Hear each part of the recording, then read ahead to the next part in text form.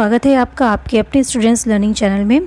हम लोग पढ़ रहे हैं रचना अनुवाद कौमुदी और ये रचना अनुवाद कौमुदी डॉक्टर कपिल द्विवेदी जी की है।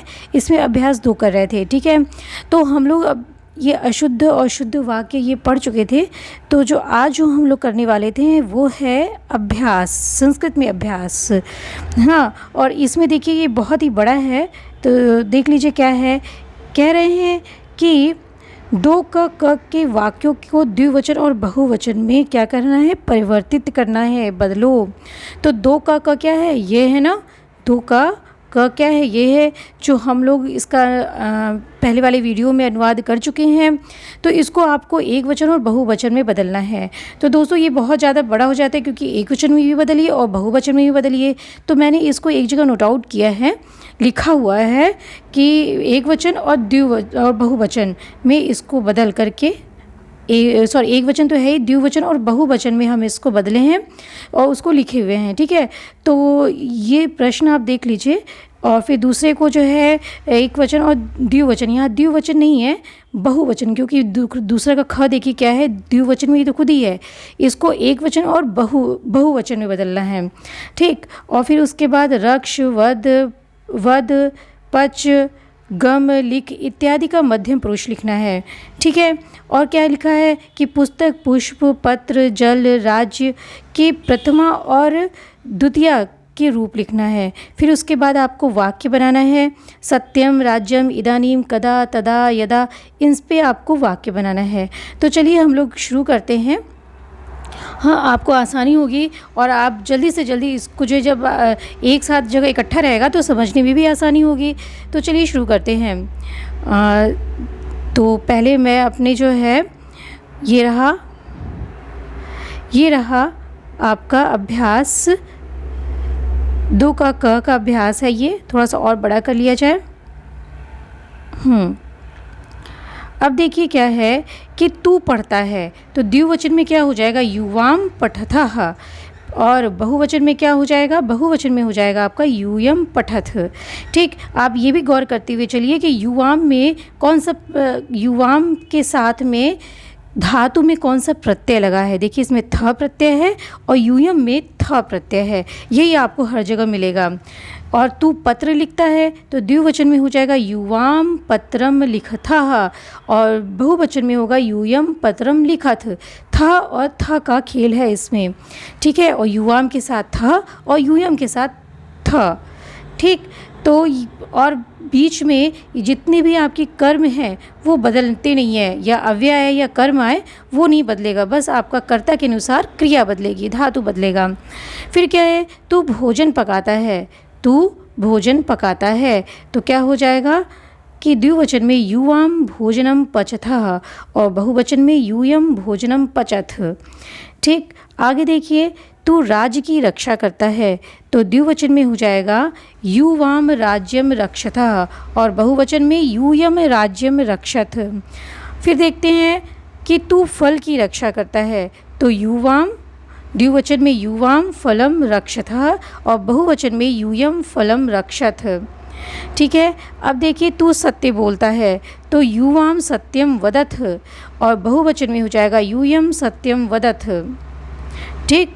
अब देखिए, तू घर जाता है तो तू घर जाता है हो जाएगा युवाम गृहम गच्छतः और बहुवचन में यूयम गृहम गच्छथ, ठीक है। अब आगे देखिए, आगे आपका तू असत्य बोलता है, तू असत्य बोलता है तो असत्य बोलता है तो क्या हो जाएगा युवाम असत्यम वदथः और बहुवचन में यूयम असत्यम वदथ, ठीक। अब देखिए, तू राजा को प्रणाम करता है, युवाम नृपम नमथः और बहुवचन में हो जाएगा यूयम नृपम नमथ। और फिर देखिए क्या है, तू यहाँ आता है, तू यहाँ आता है तो युवाम अत्र आगच्छतः और यूयम अत्र आगच्छथ, ये हो जाएगा आपका बहुवचन में। दोस्तों एक चीज़ और आप गौर करिए इसमें कि कि शुद्ध और अशुद्ध लिखावट में भी अंतर हो जाता है। जैसे कि हमने आपको बताया था कि यदि आगे कोई स्वर है, हाँ, तब तो हम मकार का प्रयोग करते हैं और हलंत लगाते हैं। और यदि स्वर नहीं, कोई व्यंजन है आगे के शब्द का पहला अक्षर, तो हम क्या करते हैं कि वहाँ पे हम यदि कोई व्यंजन है तो हम क्या करेंगे, लगाएंगे अनुस्वार। और यदि कोई स्वर है तो हम मकार और उसके नीचे हलंत का प्रयोग करते हैं। ठीक है, तो आप देख लीजिए, जैसे कि हमने लिखा है युयाम, युवाम। युवाम को हम ऐसे भी लिख सकते थे ना, ऐसे भी लिख सकते थे, लेकिन हमने ऐसे नहीं लिखा। क्यों? क्योंकि पत्र में प व्यंजन है, इस वजह से हमने क्या किया है, अनुस्वार लगाया है युवाम में। अब देखिए यूयम पत्रम, यहाँ भी वही हुआ है। युवाम भोजनम, युवाम भोजनम में भ व्यंजन होने के कारण हमने यहाँ पे अनुस्वार का प्रयोग किया है। ठीक है, फिर क्या है और फिर ये देखिए राज्यम, राज्यम में भी र क्या है, व्यंजन है तो अनुस्वार हुआ है। फल में भी फ जो है व्यंजन है तो अनुस्वार हुआ है। हाँ, और देखिए लेकिन यहाँ देखिए युवाम असत्यम, अ क्या है, स्वर है, तो हमने म लिखा है, म लिख करके हलंत लगाए हैं। ठीक है, तो युवाम असत्यम, इसका आप ज़रूर ध्यान दिया करिए। हाँ, नहीं तो लिखावट में ये अशुद्धि पहचानने में ये भी एक मेन है कि अशुद्ध सेंटेंस को पहचानना है, इसलिए हमें शुद्ध वाक्य को पहचानना है हमें, तो हम ऐसे भी पहचान सकते हैं। ठीक, ये भी एक जो है प्रश्न आता है कि जो इस तरह से लिख देगा और कहेगा कि इसमें क्या अशुद्ध है, तो ये शुद्ध है दोस्तों। यूयम असत्यम वदथ, क्यों? क्योंकि अ के पहले हमको म लिखना है, तो हम मकार लिख करके और म लिख करके हलंत लगाएंगे। ठीक है, और कोई व्यंजन आएगा तो हम अनुस्वार का प्रयोग करेंगे। अब आगे बढ़ते हैं। ये आगे देखिए क्या है, आगे हमें ये द्विवचन में है, इसको हमें एक वचन और बहुवचन में परिवर्तित करना है। ठीक है, तुम दोनों यहाँ आते हो क्या है, तुम दोनों यहाँ आते हो, तो तुम दोनों यहाँ आते हो क्या एक वचन क्या हो जाएगा, त्वम अत्र आगच्छसि। बहुवचन यूयम अत्र आगच्छथ। ठीक है, अब देखिए क्या है, तुम दोनों कब भोजन बनाते हो, तुम दोनों कब भोजन बनाते हो, तो इसका देखिए एक वचन त्वम कदा भोजनम पचसि, और बहुवचन में क्या हो जाएगा, यूयम कदा भोजनम पचथ। फिर देखिए क्या है, तुम दोनों अब गांव जाते हो, तो एक वचन में क्या हो जाएगा कि त्वम, अब को यहाँ पे हमने संप्रति लिखा है, अब को हम कई रूप में लिख सकते हैं, संप्रति, इदानीम, अधुना, तो हमने सबका प्रयोग किया है। एक वचन में है त्वम संप्रति ग्रामम गच्छसि, जब हमने स का प्रयोग किया तो जब संप्रति लिखे तो संप्रति का पहला अक्षर स है जो व्यंजन है, इस वजह से त्वम में हमने अनुस्वार लगा दिया है।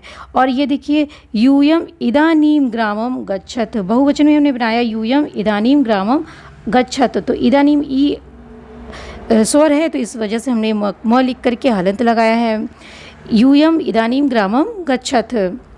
फिर आगे देखिए क्या है, आप दोनों अब जा रहे हैं, तो आप दोनों भवान अधुना गच्छति, भवान भवन्तौ भवन्तः, और आपको पता है कि भवान भवन्तौ भवन्तः के साथ में हमेशा प्रथम पुरुष का ही क्रिया यूज़ होता है, धातु यूज़ होता है। तो भवान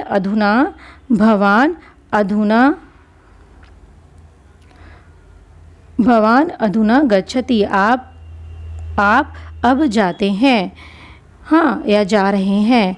और फिर बहुवचन में क्या हो जाएगा, भवन्तः अधुना गच्छन्ति। फिर क्या है, दो पत्ते गिर रहे हैं, तो हमें अब एक पत्ता गिराना है। एक वचन में पत्ता गिरता है, पत्रम पतति। बहुवचन में क्या हो जाएगा, पत्राणि पतन्ति।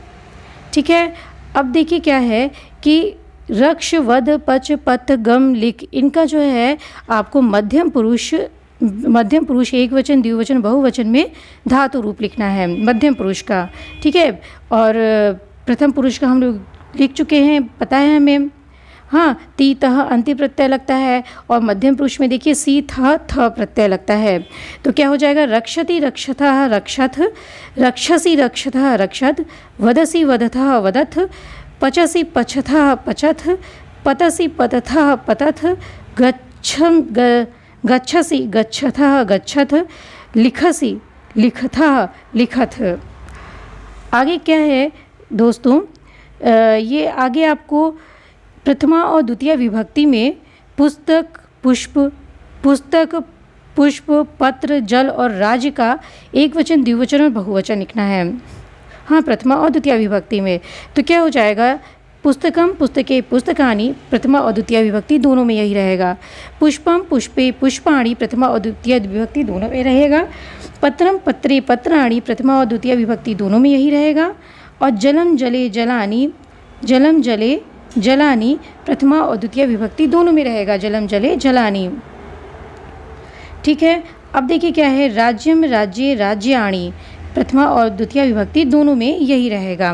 एक चीज़ और नोट कर लीजिए आप कि देखिए जहाँ पे ये मूर्धन्य श और र आया है वहाँ पे न को ण हो गया है। देखिए यहाँ पे पुस्तकानी है लेकिन नी न करके हमने ण किया है, क्यों, क्योंकि पुष्पाणी में मूर्धन्य श आया है। ठीक है, पत्राणी में हमने त्र में र विद्यमान है, इस वजह से न को ड़ किया है। जलानी में हमने न में श और र न होने के कारण नी लिखा है। राज्याणी लिखा है क्योंकि इसमें र आया है। ठीक है, तो ये रहा आपका। अभी एक और बाकी है अभ्यास आपका। हाँ, वो अभ्यास क्या है आपका, वाक्य बनाना है। देखिए सत्यम राज्यम इदानीम कदा तदा यदा में आपको वाक्य बनाना है। तो देखिए यहाँ हमने अपनी तरफ से वाक्य बनाया है, कोशिश करिए आप स्वतः वाक्य बनाइए। ठीक, सत्यम का क्या था, त्वं सत्यम वदसि, त्वं सत्यम वदसि। स स्वराज्यम रक्षति, वह अपनी राज्य की रक्षा करता है। स इदानीम ग्रामम आगच्छति, इदानीम है ना, वह अब गांव आती है। युवाम, ये क्या है, कदा है बनाए ना इसमें, युवाम विद्यालयम कदा गच्छतः, तुम दोनों विद्यालय कब जाते हो। स आगच्छति तदा अहम गच्छामि, यहाँ पे क्या आया है, तदा का प्रयोग हुआ है। स आगच्छति, वह आता है, वह आता है, तदा तब मैं जाता हूँ। अहम गच्छामि, यदा, यहाँ पे यदा का प्रयोग हुआ है ना, यदा सह पठति, जब वह पढ़ता है। तदा युवाम सुप्ततः, तब तुम दोनों सोते हो। तो ये था मेरी तरफ से वाक्य में प्रयोग, और आप दूसरा वाक्य में प्रयोग करिए और जितना भी आपने सीखा है प्रथम पुरुष और मध्यम पुरुष में, उसको लेकर के आप वाक्य में प्रयोग करिए। इससे आपकी जो है अनुवाद करने की शक्ति और भी बढ़ेगी। तो दोस्तों ये जो हमारा अभ्यास 2 ख़त्म हो चुका है। अब हम लोग अभ्यास 3 की ओर बढ़ेंगे। डॉक्टर कपिल देव द्विवेदी की पुस्तक में रचनानुवाद कौमुदी में कुल 60 अभ्यास हैं। इस तरह से हम लोग धीरे धीरे करके आगे बढ़ रहे हैं। और देखिएगा अभी हम लोग का धीरे धीरे करके ही कछुआ की चाल ही हम लोग चलेंगे, लेकिन हम लोग सफल होंगे और अच्छे से हम लोग को अनुवाद करना आ जाएगा। यहाँ तक कि हम लोग बोलना भी हम लोग संस्कृत में शुरू कर देंगे। तो मिलते हैं अगले वीडियो में दोस्तों, तब तक के लिए मैं आपसे विदा लेती हूँ। नमस्कार।